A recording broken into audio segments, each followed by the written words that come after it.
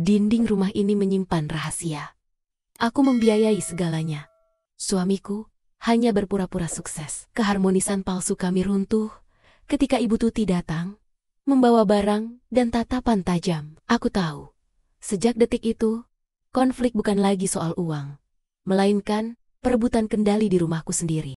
Aku, Ruri, manajer keuangan di sebuah perusahaan multinasional, dan suamiku, Bagas, seorang konsultan proyek.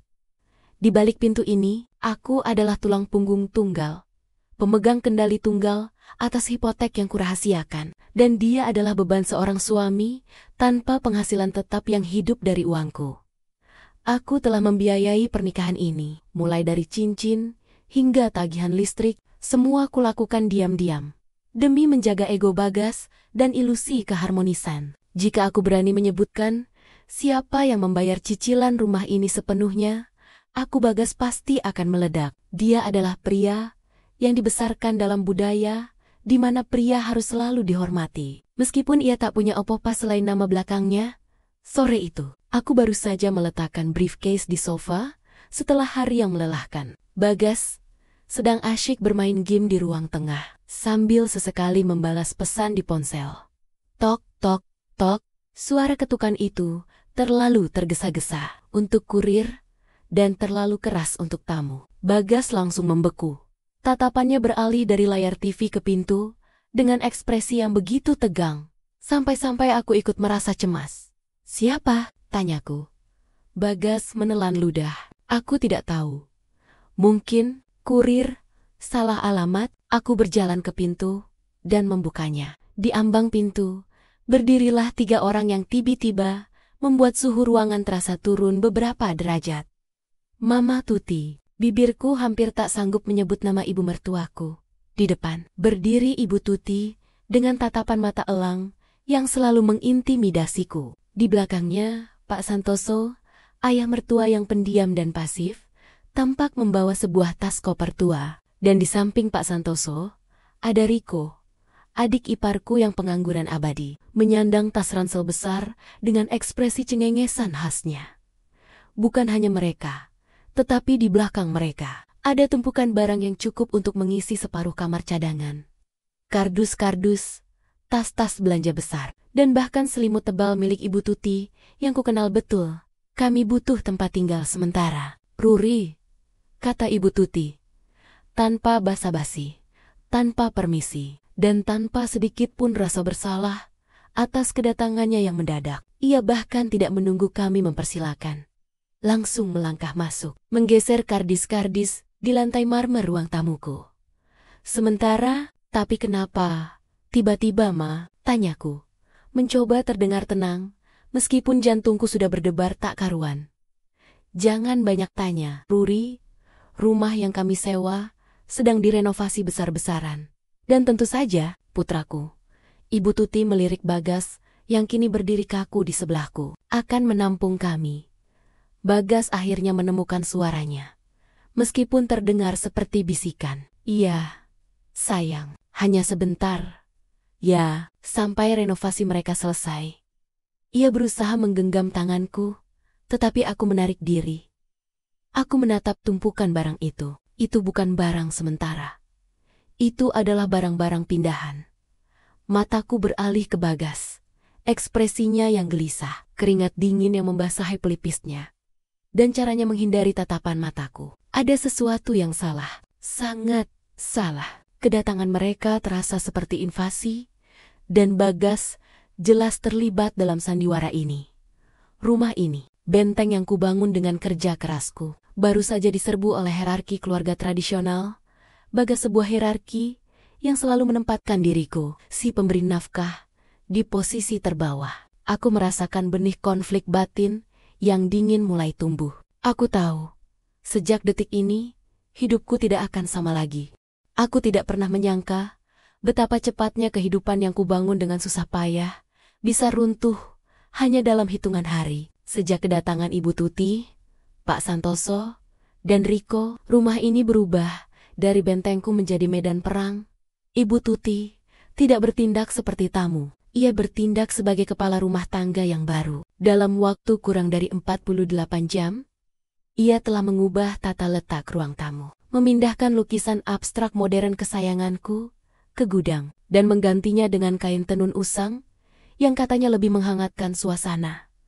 Ruri, meja ini harus menghadap timur agar rezeki Bagas lancar, katanya sambil menunjuk meja kerjaku yang sudah berpindah tempat, tanpa peduli bahwa posisi baru itu menghadap langsung ke cahaya matahari yang menyilaukan mataku saat aku sedang video conference. Kritik-kritik pedasnya datang bertubi-tubi jika aku pulang malam karena mengejar deadline pekerjaan yang secara ironis membiayai mereka semua. Ibu Tuti akan menyambutku dengan cemberut. Seharusnya kau lebih fokus mengurus suami daripada kariermu. Apa gunanya punya uang banyak kalau tidak bisa memastikan Bagas makan tepat waktu? Sementara Ibu Tuti sibuk mengkritiku dan mengubah isi rumah, Riko memanfaatkan fasilitas layaknya pemilik sah. Ia menghabiskan hari-harinya di sofa, menonton TV dengan volume keras, dan tanpa malu menggunakan gym pribadiku yang jarang kupakai. Puncaknya, ia pernah menggunakan laptop kerjaku yang menyimpan data keuangan sensitif perusahaanku untuk bermain game online hingga baterainya habis tanpa izin. Saat ku protes pada Bagas, suamiku hanya mengangkat bahu. Dia kan adikku. Ruri, biarkan saja. Dia sedang stres karena belum dapat kerja.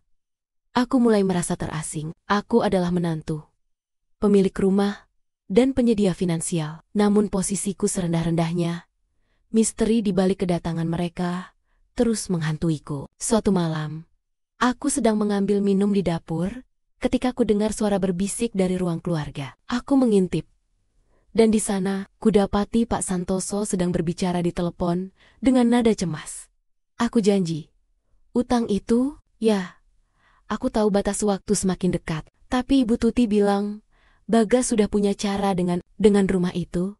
Jantungku mencelos. Utang? Rumah itu? Aku melangkah maju. Dan saat itulah Pak Santoso menyadari kehadiranku. Wajahnya langsung pucat pasi. Ia segera memasukkan ponselnya ke saku. Tatapannya menyiratkan ketakutan yang mendalam. Belum sempat aku bertanya, Ibu Tuti muncul dari kamar dengan langkah cepat. Seolah ia sudah tahu apa yang terjadi. Ia langsung menyambar lengan suaminya. Sudah kubilang diam, urusan ini biar aku dan Bagas yang urus, bentaknya. Suaranya pelan tapi menusuk, penuh peringatan. Ibu Tuti lantas menoleh ke arahku dengan senyum palsu yang mengerikan. Kau tidak dengar apa-apa, Ruri? Suamiku hanya khawatir berlebihan tentang renovasi rumah kami. Mereka membungkamku, dan Pak Santoso, yang terlihat seperti ingin mengatakan sesuatu, hanya menunduk pasif. Menyeret langkahnya mengikuti Ibu Tuti kembali ke kamar tamu. Aku kembali ke kamar, mencerna apa yang kulihat. Pak Santoso terlihat begitu tulus cemas, seolah ada bahaya besar yang mengancam. Ibu Tuti terlalu dominan dan terlalu cepat membungkam suaminya. Dan yang paling menggangguku, nama Bagas dan rumah ini disebet-sebet dalam konteks utang dan batas waktu. Aku tidak bisa lagi menganggap ini hanya kunjungan mertua biasa. Ini adalah sebuah skema.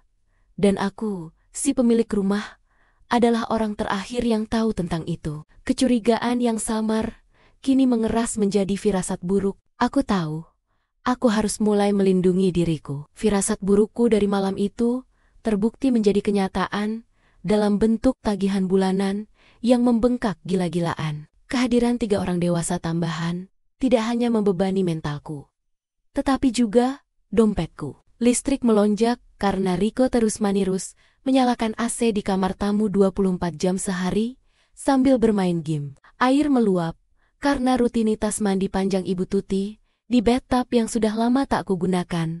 Semua biaya ini, tentu saja, jatuh di pundakku. Aku mencoba membahas masalah ini dengan Bagas di kamar kami. Setelah semua orang tidur, gas, tagihan bulan ini naik hampir 3 kali lipat. Kita harus bicara dengan Mama dan Riko soal pengeluaran mereka.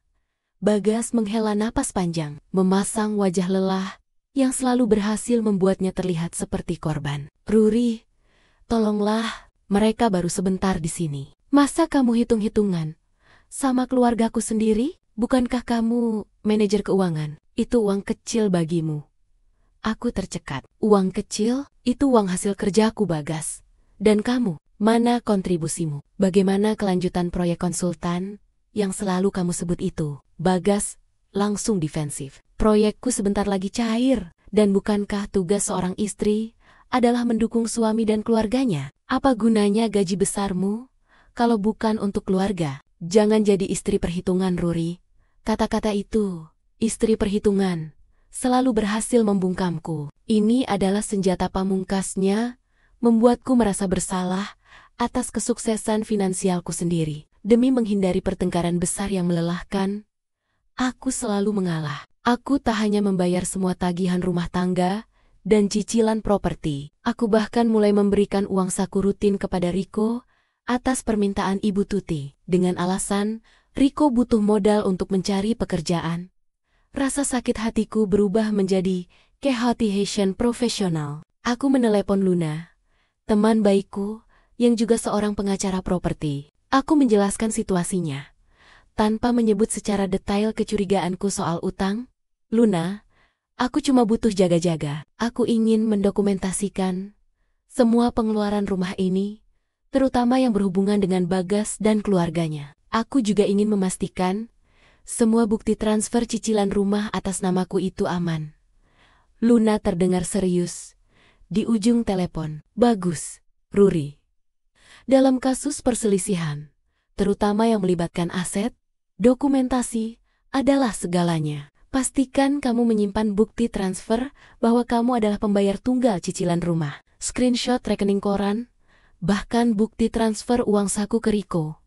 Anggap ini adalah tindakan pencegahan, asuransi asetmu. Sejak saat itu, aku memulai ritual rahasia. Setelah semua orang tidur, aku duduk di meja kerjaku. Aku mencetak, memindai, dan menyimpan semua salinan digital dari rekening koran, tanda terima, dan bukti transfer. Ku buat folder khusus yang sangat terenkripsi di cloud dan di hard drive terpisah. Dokumen pencegahan, melihat tumpukan bukti di hadapanku ratusan juta yang kugelontorkan untuk Bagas, keluarganya, dan rumah yang kubeli sendiri, aku merasa bodoh sekaligus kuat. Bodoh karena begitu lama menutup mata demi cinta palsu. Kuat karena sekarang aku memiliki bukti nyata pengorbananku. Tindakan ini awalnya adalah tindakan preventif melawan perselisihan perkawinan biasa. Sekarang, aku tahu ini adalah persiapan menghadapi pengkhianatan yang akan segera terungkap. 3 minggu sejak aku mulai mendokumentasikan pengeluaran, ketegangan di rumah ini sudah seperti balon yang siap meletus. Ibu Tuti semakin berani dalam kritiknya.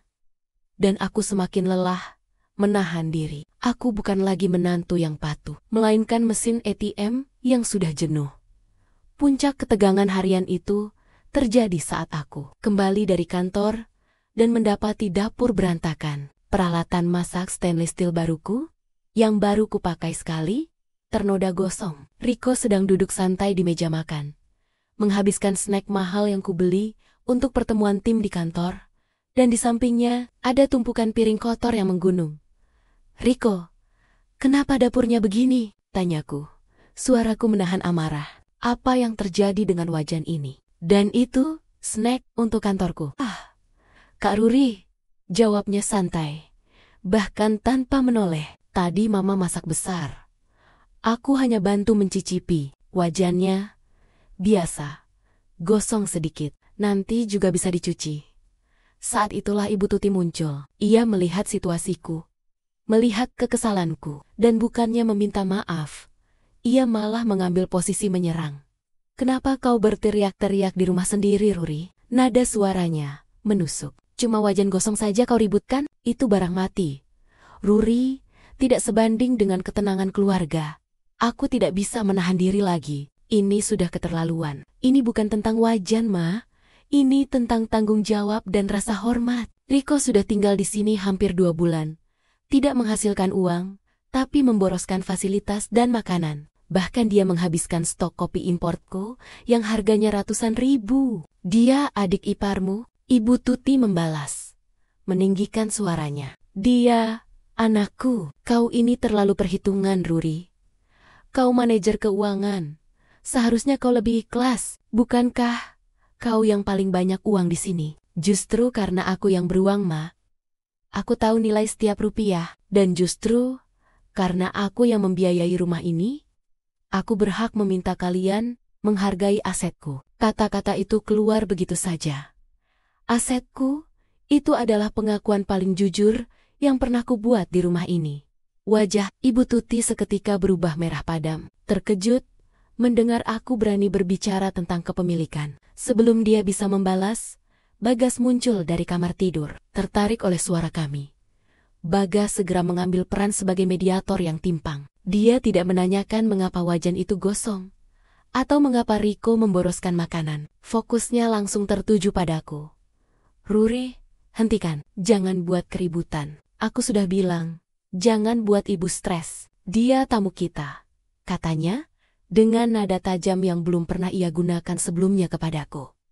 Tamu? Dia mengubah rumahku.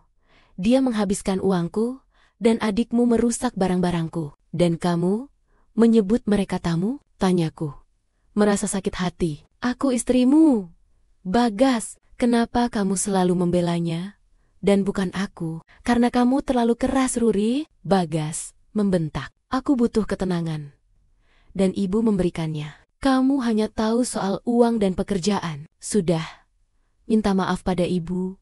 Di momen itu, aku merasakan pergeseran hubungan yang mendalam. Bagas telah torang-toranggen memilih pihak keluarga asalnya, yang mengeksploitasiku daripada aku, istrinya, yang membiayai seluruh hidupnya. Pengkhianatan itu terasa lebih dingin daripada marmer di lantai. Aku tidak meminta maaf, aku hanya mengambil kunciku. Berjalan melewati mereka semua, dan meninggalkan rumah itu. Aku butuh udara. Dan yang paling penting, aku butuh memikirkan langkah selanjutnya. Keputusan Bagas telah menghilangkan sisa keraguanku. Perlindungan aset kini harus berubah menjadi persiapan untuk perang. Aku kembali ke rumah setelah beberapa jam berkendara tanpa tujuan. Kepalaku dipenuhi amarah dan rencana. Aku sudah memutuskan. Ini harus berakhir. Aku akan meminta Bagas dan keluarganya keluar secepatnya. Rumah ini adalah milikku. Dan aku punya bukti, aku masuk. Dan suasana di ruang tamu terasa aneh, terlalu formal. Ibu Tuti, Pak Santoso, Riko, dan Bagas sudah duduk di sofa. Seolah mereka sedang menungguku. Tidak ada TV yang menyala, tidak ada game, hanya keheningan yang menyesakkan. Aku duduk di kursi tunggal favoritku, merasakan dinginnya kulit jok. Ibu Tuti tidak membuang waktu. Ia menatapku dengan tatapan yang lebih dingin dan keras dari yang pernah kulihat. Ini bukan lagi soal wajan gosong. Ini adalah persidangan.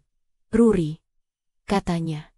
Suaranya dikontrol sedemikian rupa, sehingga terdengar seperti putusan hakim. Kami sudah mengadakan rapat keluarga. Kami sepakat, kau harus meninggalkan rumah ini.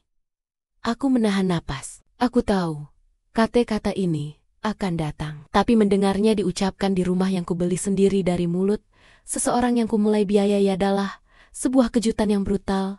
Meninggalkan? Maaf, Ma. Ini rumah siapa? Tanyaku. Mencoba mempertahankan nada sarkasme profesional. Ini rumah Bagas, putraku, balas Ibu Tuti tanpa jeda. Dan sekarang, Bagas butuh ketenangan. Dia akan segera mendapatkan proyek besar, dan dia harus fokus. Kehadiranmu dengan semua kritikmu, hanya mengganggu dan membuat tegang. Aku menoleh ke Bagas. Suamiku duduk di sana, menunduk. Matanya menatap lantai dengan ekspresi yang sulit kubaca, mungkin malu. Tapi yang pasti, diam. Keheningannya jauh lebih keras daripada kata-kata Ibu Tuti. Itu adalah konfirmasi pengkhianatan yang paling menyakitkan. Kau memintaku meninggalkan rumahku sendiri? Tanyaku lagi. Kali ini suaraku bergetar karena emosi yang tertahan. Mama tahu, aku yang membayar lunas rumah ini kan? Ibu Tuti tertawa sinis. Menantu yang baik tidak akan menghitung pengorbanannya. Ruri, Bagas adalah suamimu. Dan jika kau tidak setuju, itu berarti kau tidak mendukungnya. Kami semua butuh kau pergi. Aku merasakan kepalaku berdengung. Di seberang ruangan, aku melihat Pak Santoso. Ayah mertua yang pasif itu tampak sangat tidak nyaman. Tangannya mengepal di lututnya, Wajahnya pucat pasi, menunjukkan ketidaknyamanan yang mendalam terhadap keputusan istrinya. Untuk sepersekian detik, aku pikir dia akan angkat bicara. Aku menunggu, tapi seperti biasa, dia hanya menghela napas panjang dan tetap tidak bersuara. Ini adalah momen pengkhianatan total. Bagas dan keluarganya telah membuat keputusan kolektif. Mereka mengusirku dari properti milikku dengan dalih fokus suami dan ketenangan keluarga. Aku diberi waktu berapa lama? Tanyaku. Suaraku kini kembali dingin. Penuh tekad, air mata yang ingin jatuh, ku bendung dengan sekuat tenaga. Aku tidak akan menangis di depan mereka. Kau diminta berkemas dalam 24 jam. Jawab Ibu Tuti. Mematri keputusan itu. Jika kau menolak, kami akan meminta Bagas melakukan tindakan hukum. Aku bangkit berdiri. Aku tidak membalas. Aku tidak berteriak. Aku hanya menatap Bagas lurus-lurus. Mencoba mencari sisa-sisa suami yang kucintai. Aku hanya menemukan seorang pengecut dan pengkhianat. Baiklah, kataku pelan. Aku akan pergi. Tapi ini belum selesai. Aku berbalik dan berjalan menuju kamar, meninggalkan mereka dalam keheningan yang kini dipenuhi oleh keangkuhan Ibu Tuti. Rasa sakit yang mematikan di dadaku segera berubah menjadi tekad yang membakar. Mereka ingin perang, mereka akan mendapatkan perang. Dan aku akan memulainya dengan mencari tahu alasan sejati di balik pengusiran mendadak dan pengambilalihan rumah ini. Keesokan harinya, aku meninggalkan rumah itu dengan hati yang mati rasa. Aku tidak membawa banyak, hanya koper berisi pakaian kerja dan tas laptop yang berisi semua dokumen pencegahan yang telah kukumpulkan. Rasa sakitnya tak tertahankan, bukan karena harus pindah ke kontrakan kecil yang kusewa mendadak, tetapi karena menyadari betapa bodohnya aku. Aku adalah manajer keuangan yang sukses, namun gagal total dalam mengelola pernikahan dan melindungi hati sendiri. Setelah pintu kontrakan kututup, rasa sakit itu berubah menjadi energi yang dingin. Air mataku mengering, digantikan oleh tekad yang membara. Mereka pikir aku akan pergi diam-diam dan meratapi nasib. Mereka salah besar. Kepedihan ini adalah bahan bakarku. Aku harus mencari tahu alasan sejati di balik pengusiran itu. Karena aku yakin itu jauh lebih besar daripada sekadar fokus suami. Aku segera menghubungi Luna, pengacaraku. Luna, aku sudah diusir dari rumahku sendiri, yang kucicil dan kulusasi sendiri. Aku butuh investigasi penuh terhadap Bagas. Cari tahu apa yang disembunyikan Ibu Tuti dan Bagas. Luna terkejut, tapi profesional. Bawa semua bukti transfer cicilan dan pengeluaran yang kamu kumpulkan. Aku akan menugaskan tim untuk melacak jejak keuangan Bagas secara lebih mendalam. Aku menghabiskan 2 hari berikutnya dengan membongkar setiap detail keuangan Bagas. Ini adalah wilayahku, area yang sangat kukendalikan. Sebagai seorang manajer keuangan, aku tahu di mana harus mencari celah melalui akses rahasia yang Luna bantu dapatkan. Kami mulai melacak rekening Bagas. Aku mencari indikasi pemasukan dari proyek konsultan yang selalu ia banggakan. Hasilnya, 0. Rekening Bagas hanyalah sebuah lubang hitam. Tidak ada gajian. Tidak ada honor proyek. Tidak ada investasi yang menghasilkan. Satu-satunya aktivitas rutin yang ia lakukan adalah transfer kecil untuk pengeluaran pribadi. Dan yang paling mencolok, transfer rutin yang sangat besar dari rekeningku ke rekeningnya. Transfer-transfer yang selama ini kuanggap sebagai biaya hidup Bagas, kini terlihat sebagai dana bantuan sosial dari seorang istri bodoh kepada suaminya yang manipulatif. Aku melihat angka-angka itu dan merasakan penghinaan yang menusuk. Selama ini, Bagas bukan hanya pengangguran. Dia adalah parasit yang hidup dari keringatku. Keluarga mertuaku tahu. Ibu Tuti pasti tahu. Dia benar-benar tidak punya penghasilan, Luna. Sama sekali, kataku. Suaraku nyaris berbisik. Selama 2 tahun, aku membiayai segalanya. Itu adalah fakta hukum yang kuat. Ruri, kamu punya bukti bahwa kamu adalah penyedia nafkah utama. Bahkan satu-satunya, jawab Luna. Tapi ini belum menjelaskan mengapa mereka tiba-tiba mengusirmu untuk mengambil alih rumah. Harus ada motif finansial yang lebih besar. Kami terus menggali, fokus pada segala komunikasi yang mungkin dilakukan Bagas. Investigasi telah berubah dari upaya perlindungan aset menjadi perburuan kebenaran. Aku tidak akan membiarkan mereka lolos dengan pengkhianatan ini. Aku akan mendapatkan rumahku kembali, dan aku akan membongkar seluruh kebohongan yang telah menghancurkan pernikahanku. Aku bersumpah, Bagas dan Ibu Tuti akan membayar mahal untuk rasa sakit yang kurasakan ini. Investigasi keuangan memang memberiku bukti pengkhianatan emosional Bagas. Tapi aku masih kekurangan kepingan besar teka-teki itu. Mengapa mereka sangat ingin aku pergi demi merebut rumah ini? Aku menghabiskan sisa malam di kontrakan, menyusun kembali semua dokumen properti yang berhasil kusematkan di laptop. Sebelum diusir, aku mencari celah hukum, entah surat kuasa palsu atau pengajuan kredit fiktif. Saat itulah mataku menangkap detail kecil di antara berkas-berkas digital yang kusimpan. Itu adalah folder usang dari email lama Bagas yang pernah ia kirimkan padaku untuk dicetak beberapa bulan lalu sebelum kedatangan mereka. Aku membukanya, berharap menemukan petunjuk. Di sana, tersembunyi di antara surat-surat tagihan lama, ada rangkaian surel yang dikirim antara Bagas dan Ibu Tuti. Aku mulai membaca.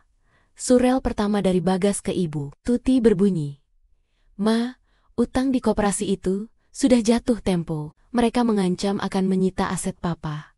Kita harus cepat." Surel balasan dari Ibu Tuti, "Tenang, Bagas.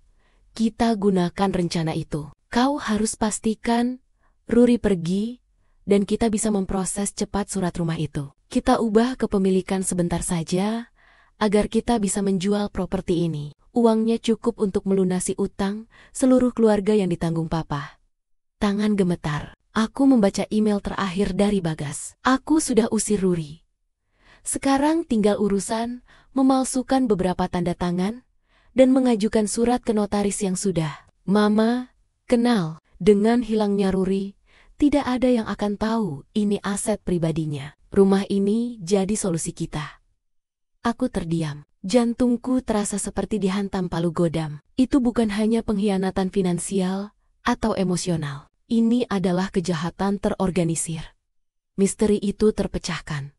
Kedatangan mendadak mereka, sikap dominan Ibu Tuti, kebungkaman Pak Santoso, dan pengusiranku yang kejam, semuanya adalah taktik. Mereka tidak datang untuk tinggal sementara. Mereka datang untuk mengambil alih rumahku dan menjualnya.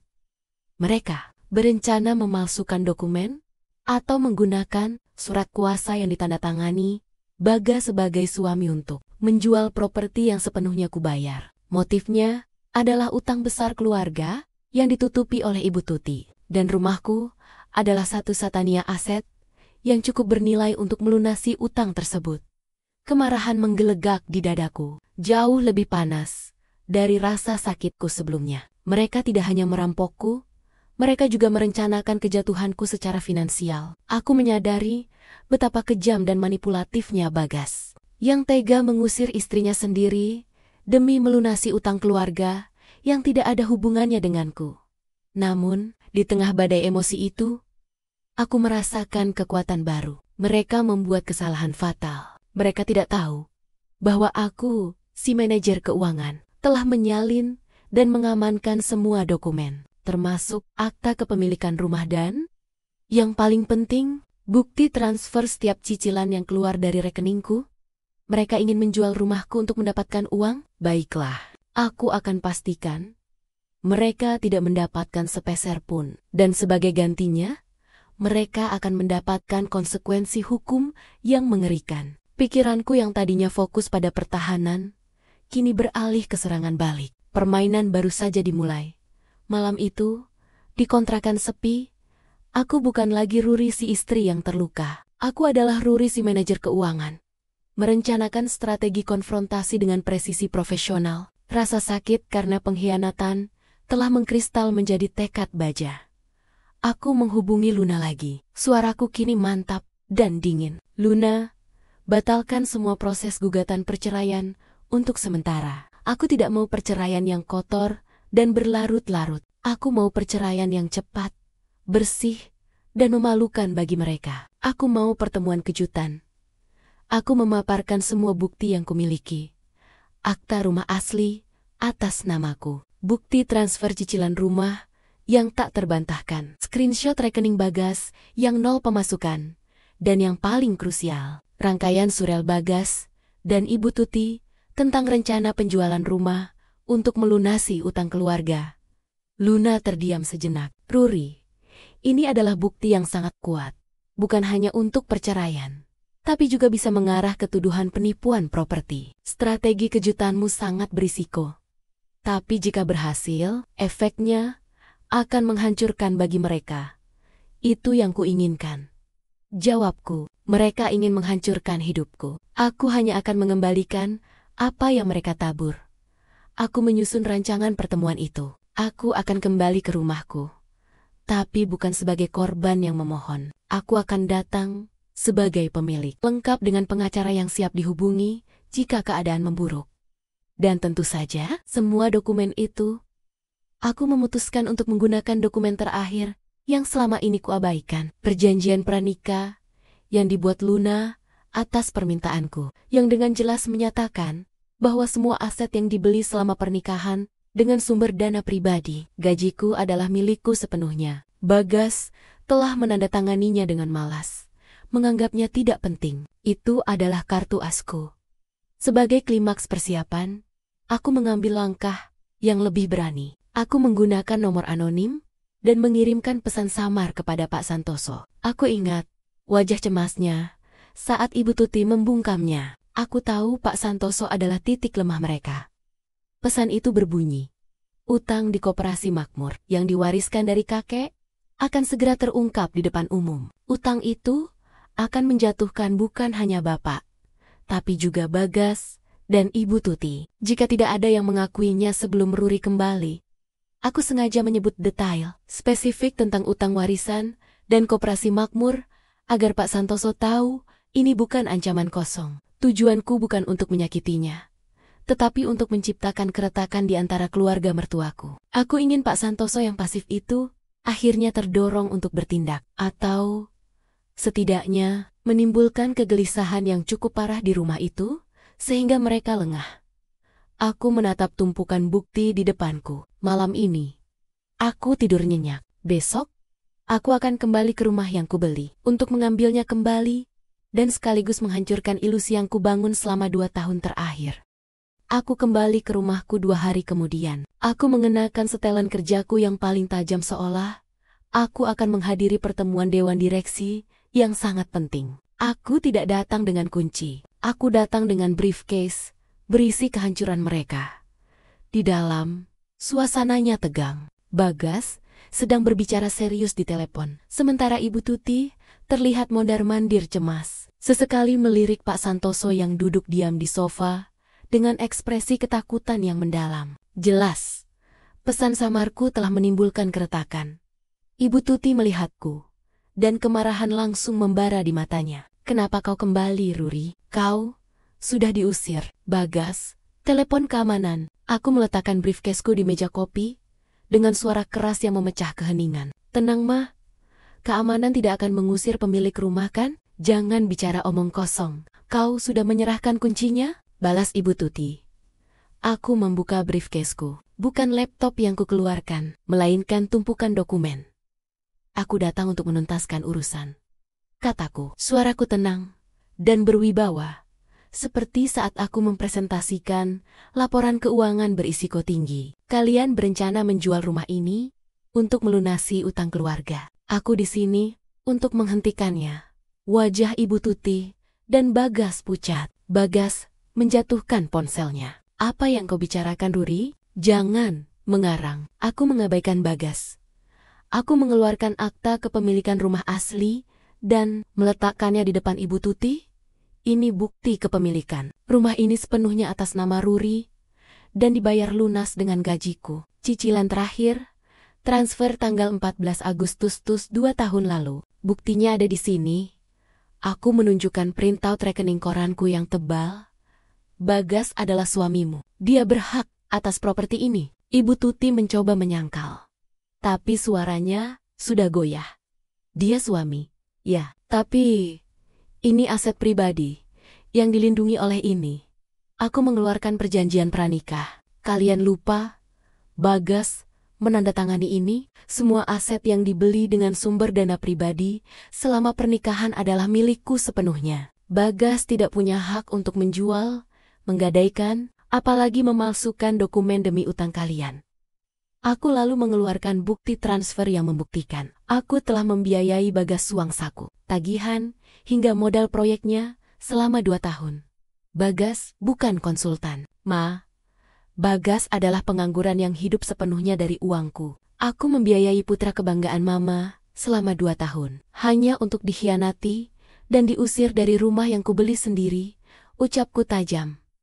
Tiba-tiba, terdengar suara bergetar. Pak Santoso yang pasif, akhirnya pecah. Ia berdiri, menunjuk Ibu Tuti.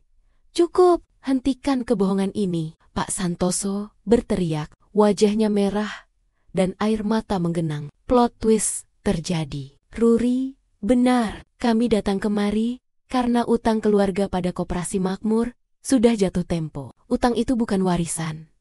Itu utang karena investasi bodong yang Tuti lakukan, diam-diam. Ibu Tuti menatap suaminya dengan tatapan yang penuh ancaman dan kebencian. Jiong, Santoso, kau merusak semuanya. Aku sudah muak dengan kebohonganmu. Balas Pak Santoso. Aku sudah muak melihatmu memperalat Ruri dan Bagas. Aku tidak mau kehilangan rumah ini. Tapi aku juga tidak mau membiarkan menantuku yang tidak bersalah dipenjara karena ulah kita. Ketika fakta bahwa Bagas adalah seorang parasit terungkap di depan semua orang, dan utang besar itu benar-benar ada. Benteng pertahanan Ibu Tuti runtuh. Bagas mencoba mendekatiku, memohon, Ruri, dengarkan aku. Aku terpaksa. Aku tidak mendengarnya. Aku melihat Ibu Tuti, wanita yang paling dominan di ruangan itu, yang selama ini mengendalikan semua orang. Wajahnya yang merah padam kini berubah pucat pasi. Ia menyadari kendalinya telah hilang. Rencananya terbongkar, dan harga dirinya hancur di depan suaminya dan putranya yang kini terekspos sebagai pembohong ibu. Tuti tiba-tiba mencengkeram dadanya. Ia terhuyung mundur. Matanya membelalak karena syok dan malu yang tak tertahankan. Ia ambruk dan jatuh ke lantai marmer dengan suara keras. Kemenanganku datang, dingin dan menghancurkan. Bukan dari pertengkaran, melainkan dari fakta yang tak terbantahkan.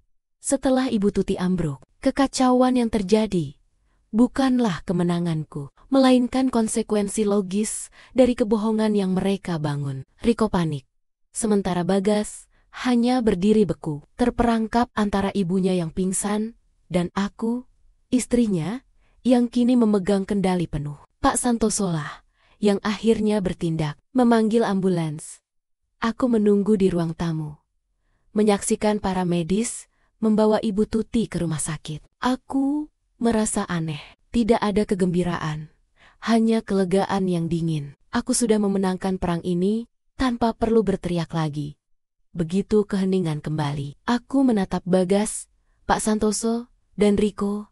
Mama akan baik-baik saja, kataku, memecah keheningan. Kalian bisa menjenguknya. Tapi, begitu Mama keluar dari rumah sakit, kalian semua harus pergi dari sini.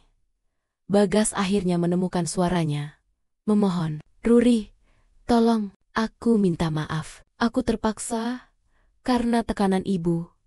Kita bisa memperbaikinya sayang. Jangan ambil rumah ini dari kami. Terpaksa, aku tertawa. Tawa hampa yang tak memiliki kehangatan. Kamu mengusirku dari rumahku sendiri. Bagas, kamu berencana memalsukan dokumen untuk menjual asetku dan membiarkan aku menghadapi potensi masalah hukum. Itu bukan terpaksa, itu pengkhianatan. Aku mengeluarkan surat-surat dari Luna. Aku menggunakan hak hukumku berdasarkan akta properti dan perjanjian pranikah. Aku memproses perceraian hari ini. Luna akan mengirimkan surat perintah pengosongan rumah. Kalian punya 24 jam untuk berkemas dan pergi. Setelah itu, aku akan memanggil polisi. Bagas mencoba berargumen, namun Pak Santoso menghentikannya. Ayah mertuaku, yang sepanjang pernikahan kami selalu pasif dan bisu. Kini tampak hancur namun jujur. Cukup Bagas, kata Pak Santoso, menatapku dengan mata berkaca-kaca. Ruri, benar. Kami salah, terutama aku, yang terlalu lemah dan membiarkan semua ini terjadi. Pak Santoso mendekatiku. Aku tahu, aku tidak bisa meminta pengampunan atas apa yang kami lakukan padamu. Tapi aku mohon maaf yang tulus, Ruri, atas nama keluarga kami. Aku minta maaf, kau harus melewati ini. Permintaan maaf tulus dari Pak Santoso adalah satu-satunya momen manusiawi di tengah kehancuran itu. Aku membalas tatapannya dengan anggukan singkat. Keesokan harinya, aku kembali ke rumah itu. Pintu depan terbuka. Semua barang milik keluarga Bagas telah hilang. Rumah itu kembali bersih, kembali sunyi, kembali menjadi milikku. Aku duduk di kursi tunggal favoritku, merasakan kelegaan yang luar biasa. Aku mendapatkan kembali rumah, dan, yang paling penting, harga diriku. Aku telah terbebas dari jerat pernikahan manipulatif dan membuktikan diriku bukan hanya sebagai wanita yang mandiri finansial, tetapi juga wanita yang cerdas, yang tahu bagaimana melindungi dirinya sendiri. Epilog. Perceraian berjalan cepat dan tanpa hambatan. Mengingat bakti-bakti yang tidak terbantahkan yang kumiliki, aku memutuskan semua hubungan dengan Bagas, Ibu Tuti, dan Riko. Aku mendengar mereka pindah ke kota lain untuk menjauhi masalah utang mereka. Aku tetap menjaga komunikasi singkat dengan Pak Santoso, yang kadang mengirimiku pesan, menanyakan kabarku, seolah dia adalah satu-satunya kepingan yang tersisa dari masa lalu yang buruk itu. Aku memulai babak baru hidupku, fokus pada karier yang memberiku kekuatan. Aku belajar pelajaran terpenting. Nilai diri jauh lebih berharga daripada ilusi cinta yang menuntut pengorbanan tanpa batas. Aku tidak akan pernah lagi mengorbankan diriku demi cinta yang palsu. Rumah ini kini benar-benar terasa seperti benteng yang kubangun. Dan aku, sang pemilik tunggal, akhirnya merdeka.